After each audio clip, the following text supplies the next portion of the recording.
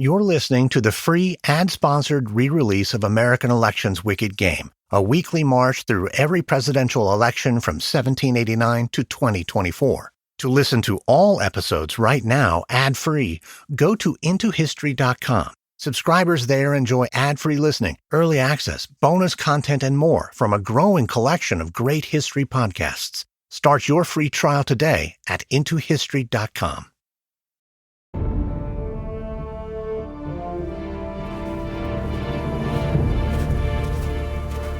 It's winter 1852. A man named Mr. Haley enters a Kentucky tavern in need of a drink. He's in a surly mood. Haley recently purchased a slave, a boy the age of 5, from a plantation owner. But the boy's mother, hearing her son had been sold, took the boy and escaped into Ohio across the frozen river. The slave trader's mood changes, however, when an old business acquaintance of his enters the tavern. Well, by Providence, I do believe that's Tom Loker. Entering the tavern is Loker, a brawny, muscular man dressed in a coat of buffalo skin. He's a slave hunter, and a good one. Though the mother and her boy have managed to escape into a free state, since the passage of the Fugitive Slave Act, men like Loker have legal authority to enter the North and force runaway slaves back into captivity. Loker, how are you? I'm in a devil of a hobble, and you must help me out.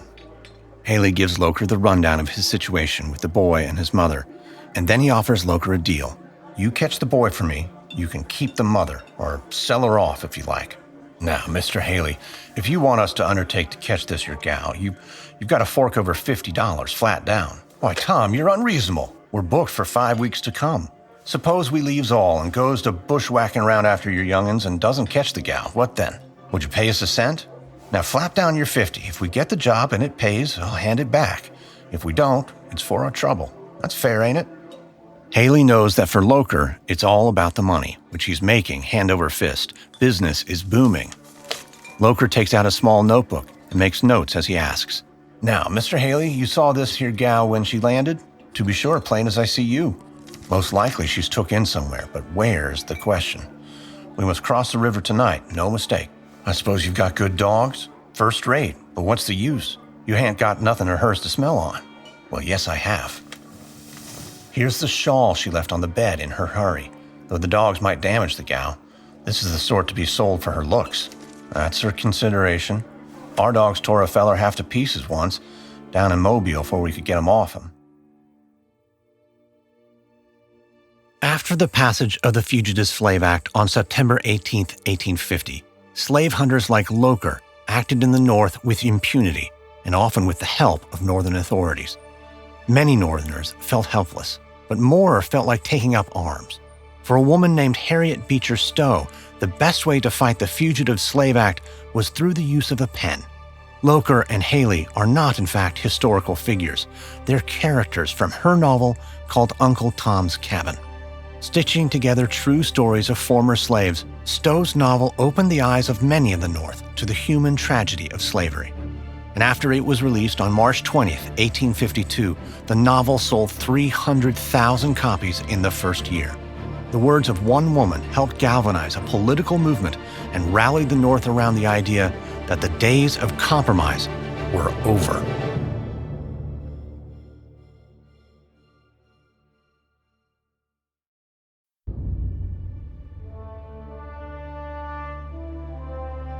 From Airship, I'm Lindsey Graham, and this is American Elections Wicked Game.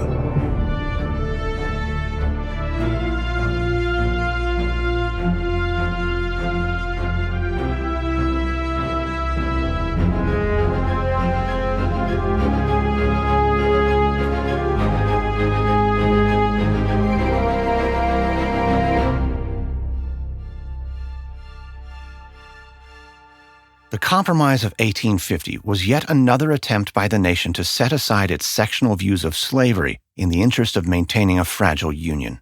But with the Compromise came the Fugitive Slave Act, which put the issue of slavery on the North's doorstep and ignited anti-slavery sentiment.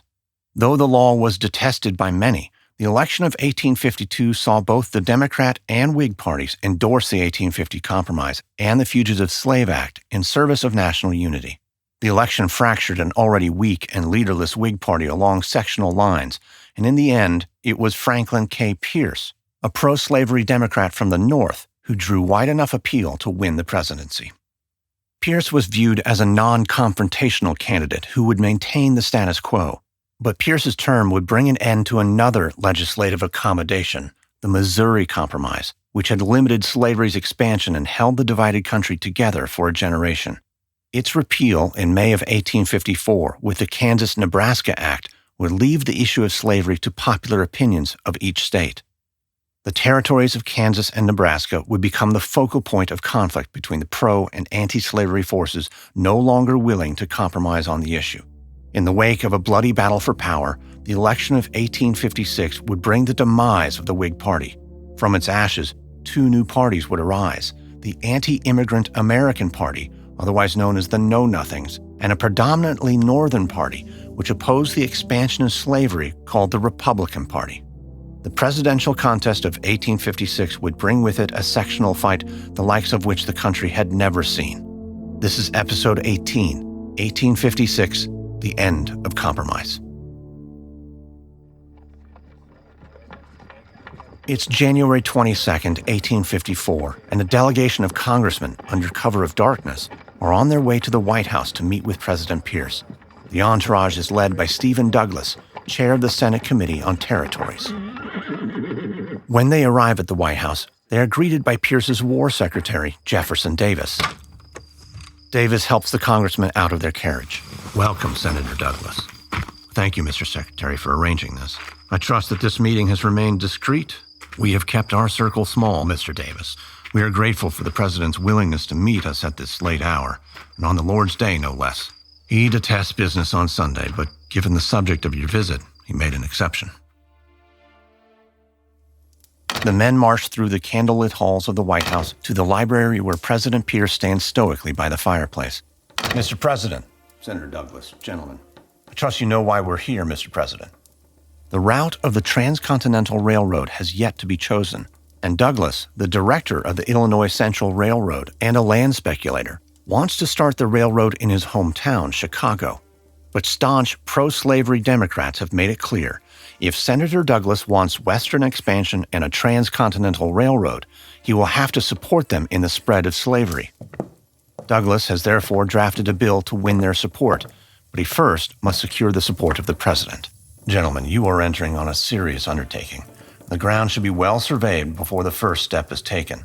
Mr. President, we do not make this decision lightly, but we do believe it is the right course. Douglas wants to repeal the Missouri Compromise, which prevents slavery over the 3630 parallel in the territory acquired in the Louisiana Purchase. This would allow all future states formed from this territory the ability to decide whether or not to allow slavery themselves. But Pierce is reluctant. The Missouri Compromise has long held this country together. Now you wish me to support your efforts in undermining our national tranquility. The railroad will be built, Mr. President. Progress is coming to the West. If Democrats are to control the territories and the destiny of this nation, slavery must be allowed to expand. I am a president of the country now, Senator, not only the Democrats. But without the Democrats, you would not be president, sir. You have them to thank for your office and them to rely on for re-election. Mr. Douglas, why not take the issue to the courts? If they find the compromise unconstitutional, it will spare Congress and my office any fault in the matter.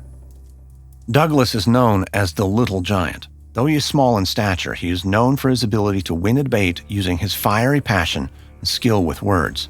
It must be Congress, Mr. President. Sir, repeal of the compromise is due to the South. We must fight for her. And though I shall be assailed by fanatics without moderation, though every terrible epithet will be applied to me, though I shall be hung in effigy, and this proceeding may end my political career, I have the duty to repeal this unconstitutional policy. I am prepared to make the sacrifice. I will do it. Will you? President Pierce has always thought of Douglas as a demagogue, only motivated by self-interest. But tonight, Pierce sees him as a true patriot. Mr. Douglas, I will support your measure. On March 4th, 1853, in his inaugural speech, Pierce had made clear to the country his views on slavery, stating, "I believe that involuntary servitude, as it exists in different states of this Confederacy, is recognized by the Constitution. I believe that it stands like any other admitted right, and that the states where it exists are entitled to efficient remedies to enforce constitutional provisions. I hold that the laws of 1850, commonly called the Compromise Measures, are strictly constitutional and to be unhesitatingly carried into effect. It would be this view that would formulate Pierce's message to Congress in January of 1854 in support of Stephen Douglas's Nebraska Act. Having secured the written statement from the president at their private conference on the night of January 22nd, Douglas presented a new bill on the Senate floor called the Kansas-Nebraska Act, which created 2 new territories and repealed the 1820 line that established the Missouri Compromise.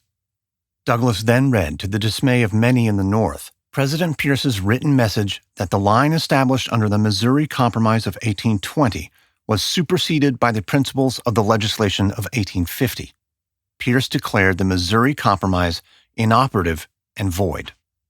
To Douglas, his bill settled the matter of slavery entirely. He felt that his bill would, in all time to come, avoid the perils of a similar agitation by withdrawing the question of slavery from the halls of Congress and the political arena and committing it to the arbitration of those who were immediately interested in and alone responsible for its consequences.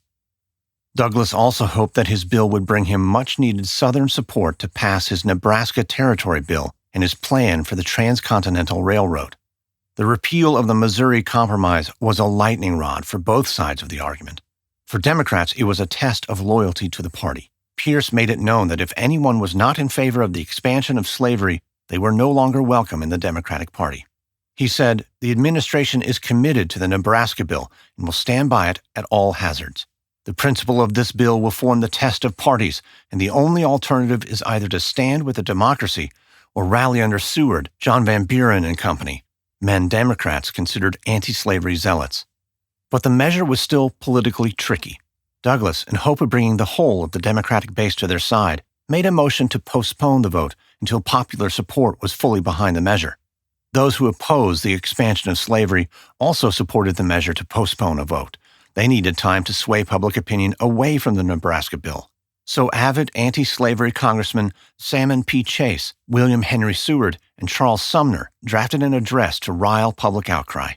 The Senate would most likely support Douglas's bill, but the House was more vulnerable and more in touch, these senators believed, with public sentiments against slavery's expansion into the North. In late January 1854, Senator Chase delivered the address called The Appeal of the Independent Democrats. In it, he denounced the attempt by Douglas to undermine the Missouri Compromise. Chase declared, "At the present session, a new Nebraska bill has been reported by the Senate Committee on Territories, which, should it unhappily receive the sanction of Congress, will open all the unorganized territories of the Union to the ingress of slavery and convert it into a dreary region of despotism, inhabited by masters and slaves."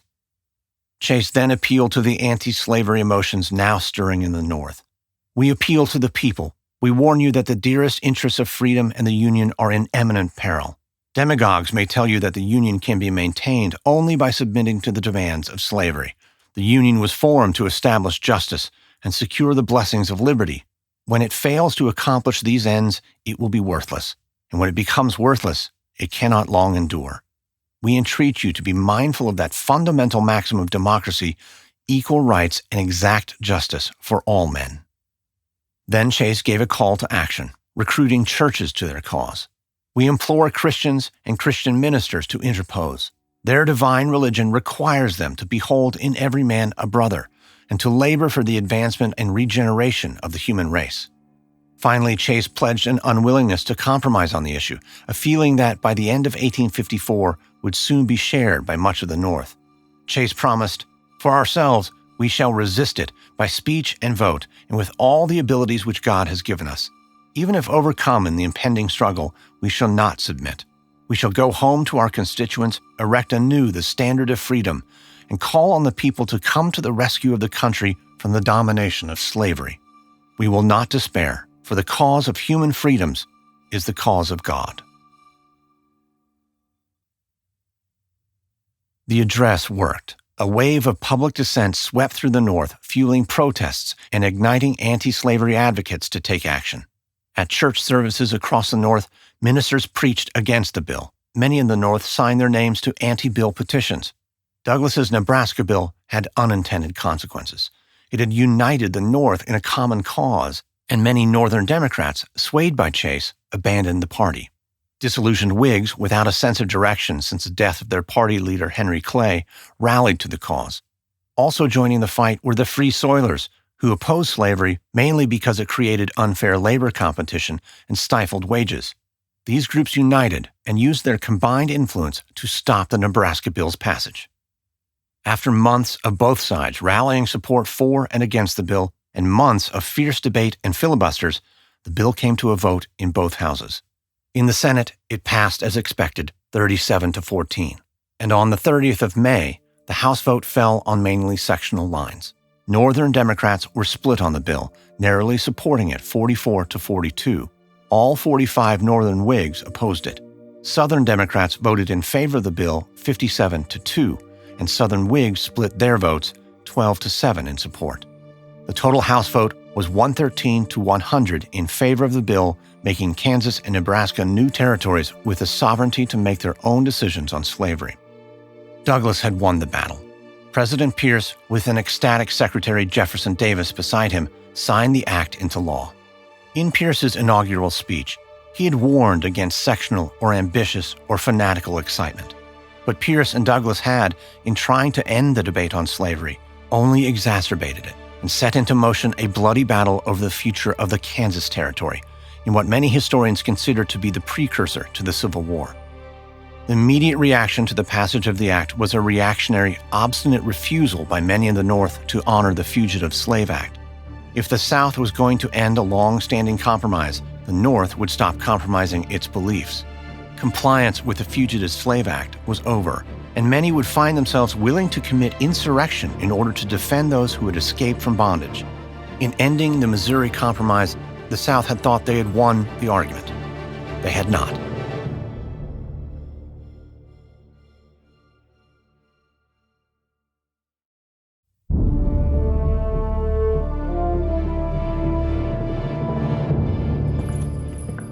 It's late Friday, May 26, 1854, in Boston, Massachusetts, and Anthony Burns, a 19-year-old black man, paces nervously in his jail cell. Days earlier, as he was leaving his job at a clothing supply, he was arrested on the street on charges of robbing a jewelry store. He was sure of his innocence, so he gave no resistance. It wasn't until they reached the courthouse and Burns demanded to face his accuser that he discovered there had been no robbery. His heart sank when he realized why he had truly been arrested. His captor was a slave hunter, and Anthony Burns was a fugitive slave. Burns does not know it, but this evening at the nearby Faneuil Hall, the Boston Vigilance Committee has attracted a crowd of over 5,000 abolitionists, all there to protest Burns' arrest. John Swift, a member of the Vigilance Committee, addresses the crowd. They say that this Nebraska bill has repealed the Missouri Compromise of 1820. Well, I say it has repealed the Compromise of 1850. It has repealed the Fugitive Slave Law and repealed the very notion of compromise. In revolutionary times, Samuel Adams led meetings here, riling the people of Boston in the cause of liberty against the British cause. Today, Boston gathers at Faneuil Hall to protest for the liberty of Anthony Burns. I say tomorrow morning we go to the courthouse and give our own verdict. They think they are the law? Well, gentlemen, there is another law. It is in your hands and your arms. Just then, the door of the hall bursts open. A man rushes in with news. A mob of Negroes is assembled in the court square. They're trying to rescue Burns.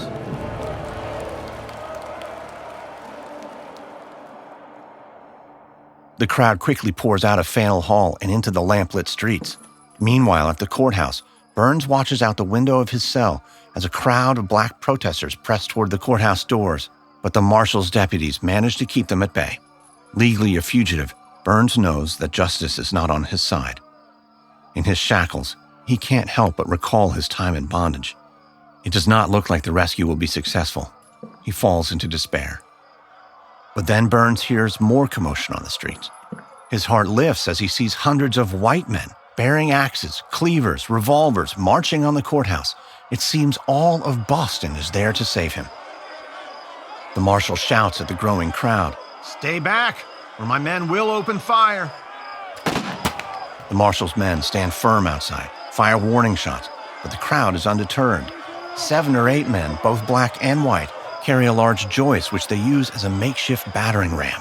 Stop! Turn around! The marshal's orders have no effect. He turns to his men. Get ready, boys. No one sets foot in this courthouse. Inside, the marshal's men arm themselves and prepare for the invaders. Suddenly, there is gunfire in the street, where outside a dozen policemen have arrived on horseback to assist the marshal and are firing warning shots. They begin disarming and arresting the protesters, but the chaos at the courthouse doors continues. The marshal and his men get ready, sure at any moment the doors will splinter. Here they come!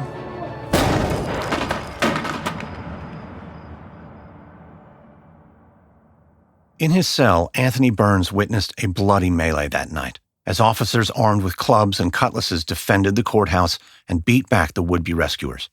In the aftermath, countless were injured and one deputy shot. To prevent further violence, President Pierce sent in federal troops. On Monday morning, May 29th, when Anthony Burns' trial began, the courthouse resembled a fort. A strong military presence prevented any further attempts to free Burns. His trial would continue, but his future would not be decided by a jury. If it were, his fellow citizens of Boston surely would have ruled in his favor. Instead, the decision was left solely to a commissioner, Judge Loring. In Burns's defense, the prominent lawyer Richard Henry Dana depicted the gravity of the decision. The eyes of many millions are upon you, sir. You are to do an act which will hold its place in the history of America. May your judgment be for liberty and not slavery. But to the dismay of everyone in Boston, Judge Loring ultimately decided to abide by the fugitive slave law and return Burns to his Virginian slaveholder. As they escorted him to the docks, 50,000 Bostonians wearing black clothes of mourning gathered to witness the injustice. Burns sailed away from the freedom of Boston towards a future of oppression. John Swift, a member of the Vigilance Committee that marched to the courthouse that night, described the scene. It was too much for me, to my inmost soul. I felt the deep degradation of that moment.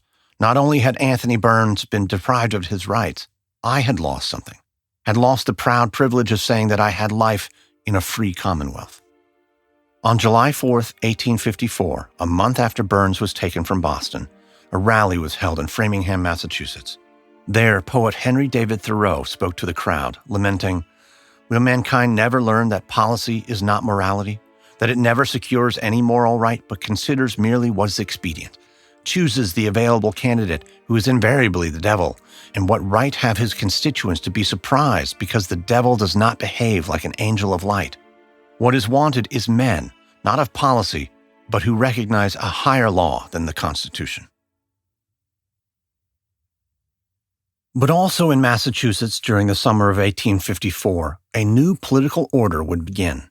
With the passage of the Kansas-Nebraska Act and the collapse of the Whigs, Northerners were seeking a viable opposition party to the Democrats.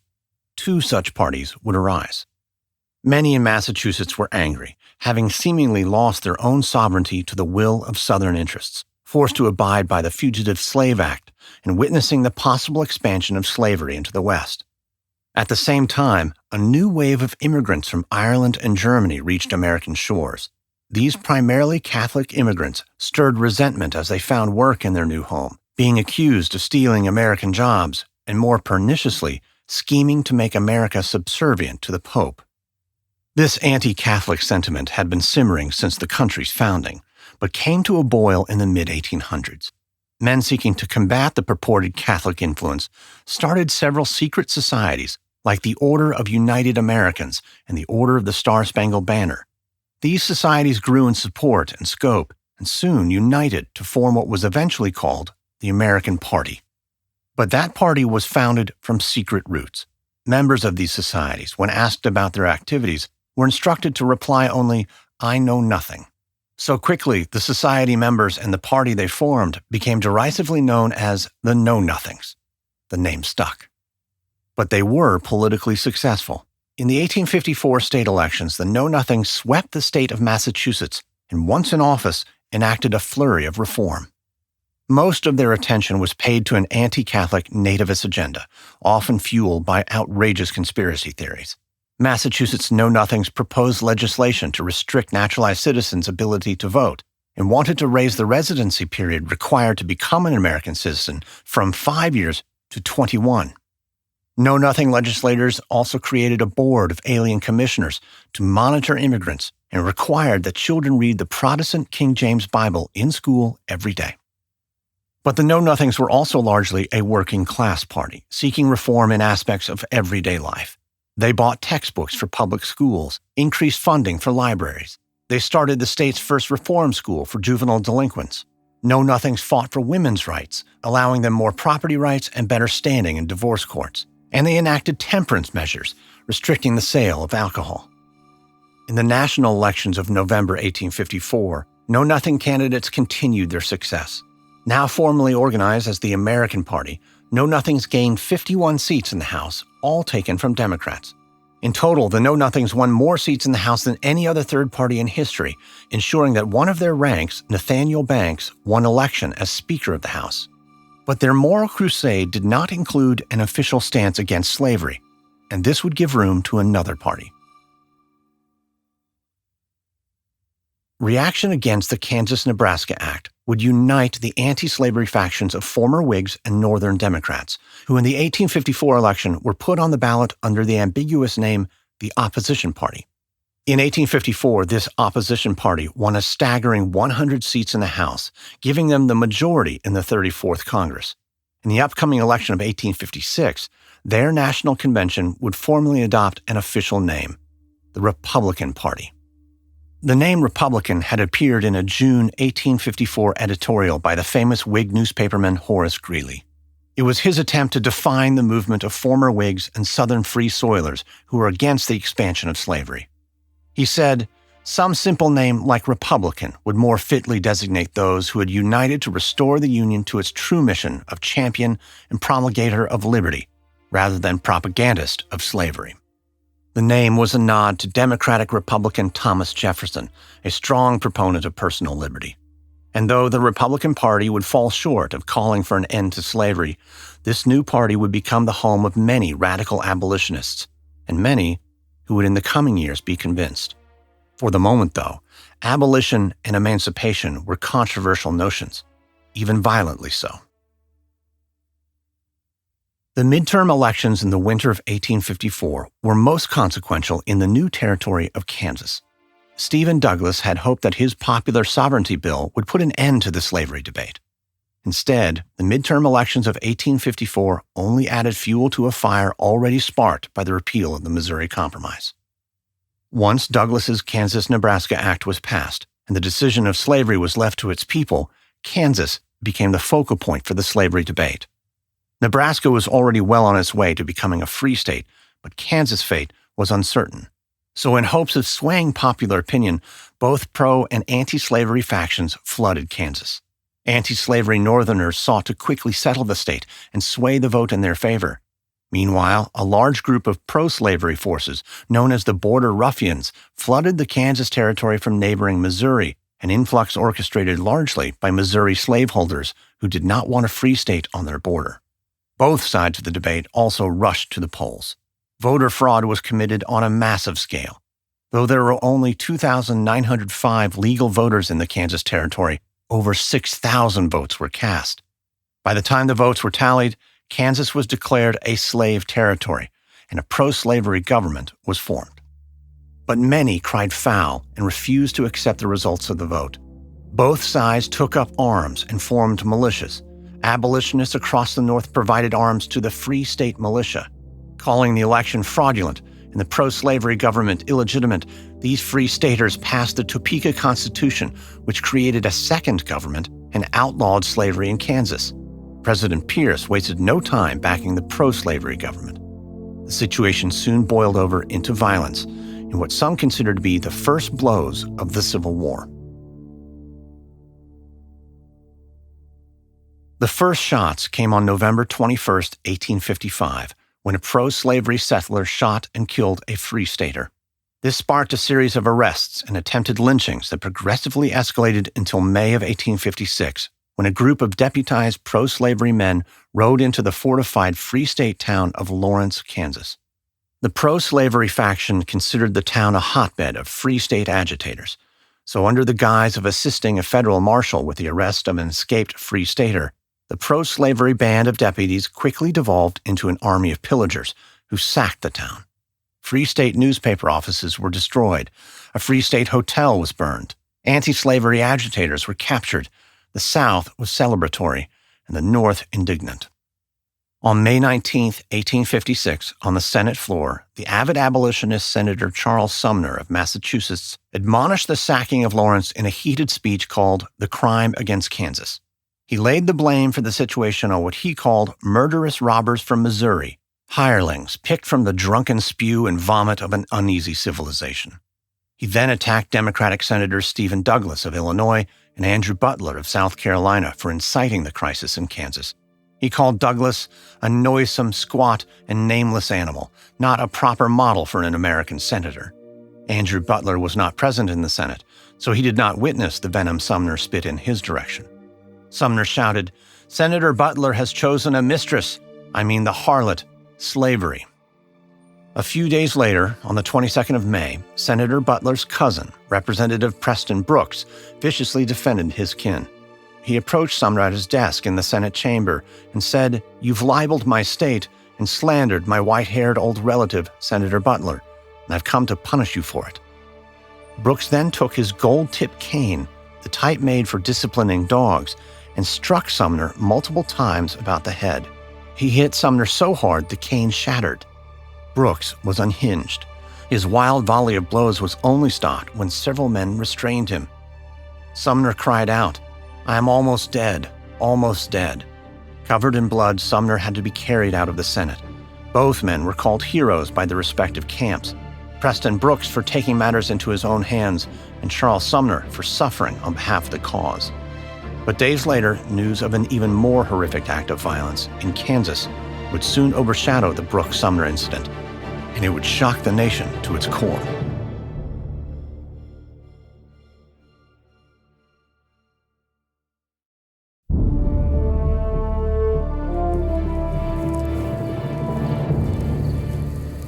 It's almost midnight on May 24, 1856, in Franklin County, Kansas. A group of 8 men creep along the Pottawatomie Creek in the darkness of night. In the distance, candlelight from a small house glows through the trees. The men sneak through the underbrush toward the lights. This is the home of James P. Doyle, a pro-slavery man from Tennessee. The hour is late and visitors are infrequent, so instead of answering the door, Doyle calls out from inside. "Yes, what is it? What do you want? Can you tell me the way to the Wilkinson place?" But the man that knocked is not looking for Wilkinson's home. He knows exactly where Wilkinson lives. In fact, abolitionist John Brown knows the name and location of every pro-slavery man along the creek. He and his family settled Kansas to fight a war against slavery, and incensed at the sacking of Lawrence, Brown is now ready to fight fire with fire and strike terror in the hearts of the pro-slavery people. Tonight, he and his sons, along with several other abolitionists, are ready to take an eye for an eye. Doyle, not knowing of Brown's true intent, lets his guard down and opens the door. Immediately, Brown and his men seize the opportunity and storm the house. "No, stay back! Stay away from my family!" The Doyle children huddle around their mother, sons the age of 22, 20, and 16, and Doyle's young daughter. Brown barks his orders. "Take them outside." Brown's men grab Doyle and his 3 sons. A panicked Mrs. Doyle throws her arms around the youngest of the 3, begging Brown not to take him. Brown ultimately spares the boy, but orders the other 2 out along with their father. They walk them a short distance down the road. Doyle pleads with his captor. "Why are you doing this? What have I done wrong to you?" "You have wronged Kansas, Mr. Doyle. You have wronged decency and liberty. You've wronged God. This is his justice." John Brown takes his pistol and aims it at Doyle's forehead. "Please take my life, but spare my boys. Spare them." Isaiah chapter 14, verse 21. "Prepare slaughter for his children for the sins of their fathers, that they do not rise, nor possess the land, nor fill the face of the world with cities." John Brown shot James Doyle in the forehead. Then Brown's sons set upon the younger Doyles with their swords. One of the young Doyles was struck down in an instant, but the other attempted escape and was pursued and caught. He died a frightening death with his head gashed open and his arms hacked off completely. But the violence did not end there. Brown's company then attacked 2 more homes, slashing to death a total of 5 men in the massacre. Brown's attack only escalated what would come to be called Bloody Kansas. By the end of the Kansas conflict, some 200 men were killed. The violence in Kansas escalated even as Washington and President Pierce remained paralyzed. As the election of 1856 got underway, Bloody Kansas doomed Democratic President Pierce's nomination. The events of Kansas and his inaction made Pierce look inept, a failed leader incapable of de-escalating the crisis. One Democrat said of Pierce, "He has no real strength, but there is much weakness in him personally. There is undoubtedly an active opposition to Pierce in our ranks, which we are bound to respect." That opposition rallied around one man, James Buchanan. On June 5th at the Democratic National Convention, Buchanan was nominated as the Democratic Party's candidate for president. His running mate was Congressman John Breckinridge of Kentucky. Buchanan had served as a congressman, senator, and Secretary of State under President Polk. But he was not chosen for his resume. Instead, he was chosen because the conflict in Kansas was widely unpopular, and Buchanan, being the minister to Britain, was out of the country at the time. His hands were clean. The decision of who would face Buchanan was settled on June 19th when the Republicans held their first national convention. They followed the old Whig Party strategy of nominating a war hero. Known as the Pathfinder, California Senator John C. Fremont was the famed explorer who had mapped much of the American West. He had also helped win California during his service in the Mexican-American War. The Republicans selected New Jersey Senator William Dayton as his running mate and adopted a platform of opposition to the expansion of slavery. Their campaign slogan was "Free Soil, Free Speech, and Fremont." The anti-immigrant and anti-Catholic Know-Nothings nominated former President Millard Fillmore as their nominee. Fillmore had not sought the presidency and was out of the country during the nomination, but he reluctantly accepted. Fillmore, like Buchanan, was chosen for his lack of connection to the Kansas debacle. Quickly, the campaign grew dirty. The Know-Nothings in 1856 would launch a series of attacks against Fremont in the press. In what might be called the first presidential birther scandal, the Know-Nothings accused Fremont of being a foreigner. Though it was true his father was French-Canadian, his mother was a Virginian. These attacks also revealed that Fremont was an illegitimate child. But of all the salvos launched by the Know-Nothings, none had more traction against Fremont than his suspected Catholicism. He was called a Romanist and a papist. In his defense, Republicans stumped hard for Fremont, and many, including abolitionist preacher Henry Ward Beecher, author Harriet Beecher Stowe's brother, personally vouched for him being a Protestant. Republicans ran an aggressive campaign. With chants of "We shall overcome," they promised to defeat the powerful Democratic Party. They lauded Fremont's youth and vigor in contrast to the 63-year-old Buchanan. They held rallies and parades. Stumping for Fremont were the popular Senators Salmon Chase and Charles Sumner. Abraham Lincoln pitched in too, giving almost 50 speeches for the Republican candidate. Meanwhile, the Democrats ran an entirely different kind of campaign. Aside from calling Fremont young and inexperienced, they campaigned on fear, painting Republicans as radicals who would end slavery for good. In Indiana, Democrats held a parade featuring young girls in white dresses holding banners reading, "Fathers, save us from nigger husbands." Many claimed that if Fremont were elected, the Union would dissolve. Buchanan embraced this feeling, saying, "This race ought to be run on the question of union or disunion." This sentiment was only made worse when many Republicans called for the speedy, peaceful, and equitable dissolution of the existing Union, seeing the slavery issue as unreparable and disunion the only solution. Ultimately, in the presidential election of 1856, the threat of secession pushed many to support Buchanan, hoping again to maintain the status quo and keep the Union. The country had already had a taste of conflict with Bloody Kansas, and many sought to avoid more bloodshed. Buchanan would win the South, there was no doubt. So for Democrats, most of the heavy campaigning was done in the North, in 5 key swing states that would determine the next president: Illinois, Indiana, Maryland, New Jersey, and Pennsylvania. In November of 1856, when the votes were tallied, Fremont didn't win a single Southern state. In the North, he won 11 free states. Though he gave the Republicans a great first run as a party, it was ultimately not enough to overcome Buchanan. Of the swing states, Buchanan carried all but Maryland, which went to know-nothing candidate Millard Fillmore. It would be the first and last electoral votes the know-nothings would ever win. After the 1856 election, the know-nothings would crumble and not return to make a presidential run in the election of 1860. Though the Kansas-Nebraska Act had damaged the Democrats by further entrenching sectionalism and uniting anti-slavery factions, Buchanan still emerged victorious, though it was far from a landslide. Buchanan only received 45% of the popular vote. The newly formed Republican Party had lost, but they had made a strong showing, leaving many Southern Democrats afraid for the future. That fear in the South would carry through much of Buchanan's term. In the North, the overwhelming feeling throughout Buchanan's presidency would be rage. Escalations in the slavery struggle in both Congress and the courts would push the country to the brink. The election of 1856 had seen the birth of what would come to be called the third two-party system. It also saw the beginnings of a sectional struggle between North and South that by the election of 1860 would rip the country apart. This is episode 18 of American Election's Wicked Game, 1856, The End of Compromise. On the next episode, the election of 1860. With the country on the brink of civil war, two lawyers from Illinois fight it out on the campaign trail, Democrat Stephen Douglas and Republican Abraham Lincoln.